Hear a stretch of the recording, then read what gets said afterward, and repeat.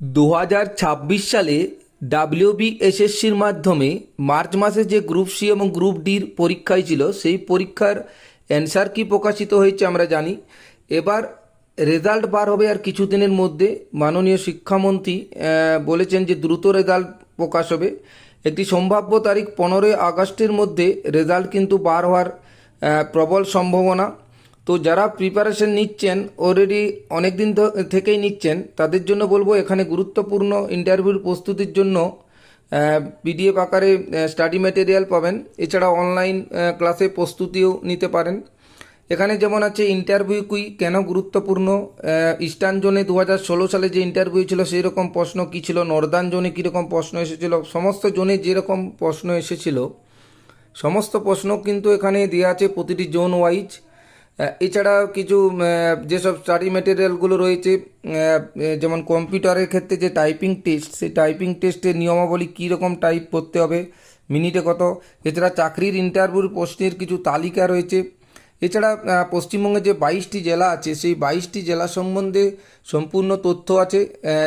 যে জেলায় ইন্টারভিউর জন্য যাবেন সেই জেলা সম্বন্ধে আপনাকে অবশ্যই জানতে হবে।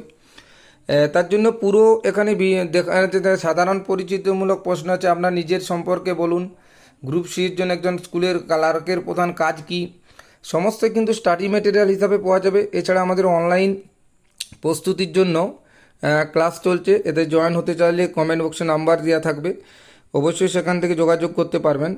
তো এখন থেকে প্রস্তুতি শুরু করুন, পরে সময় কিন্তু একদম পাওয়া যাবে না। একটি সম্ভাব্য তারিখ 15 আগস্টের মধ্যে কিন্তু প্রবল সম্ভাবনা রয়েছে। অনেকেই ভাবছেন যে বারবার তারিখ বলা হচ্ছে কিন্তু হচ্ছে না, কিন্তু এবার আশা করা যায় রেজাল্ট বার হবে। তো এখন থেকে প্রস্তুতি নেন ভালো করে। আশা করি পরীক্ষায় সবাই ভালোভাবেই উত্তীর্ণ হতে পারবেন, চাকরি পাবেন সবাই। তো যারা ভাবছেন যে নাম্বার কম আছে মেরিট লিস্টে আসতে পারবো কি না, তো আমি বলবো যে ওইসব চিন্তা ভাবনা করবেন না। মেরিট লিস্টে অনেকেই ডাক পাবেন যারা মোটামুটিভাবে নাম্বার পেয়েছেন। যেমন গ্রুপ ডির ক্ষেত্রে 36, 37, জেনারেলদের ক্ষেত্রে কিন্তু কাট অফ কিন্তু নামবে। আবার যারা রিজার্ভ ক্যাটাগরিতে আছেন তারা আরেকটুকু নামবে।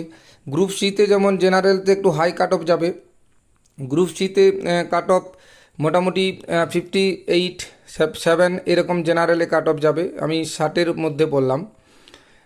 তো গ্রুপ ডিতে যারা আছেন তাদের জেনারেল 36, 37 কিন্তু অবশ্যই প্রিপারেশন নেন, অবশ্যই ডাক পাবেন। এবং রিজার্ভ ক্যাটাগরি অনেক নিচ পর্যন্ত যাবে, ওবিসি এ বি দুটোই নামবে।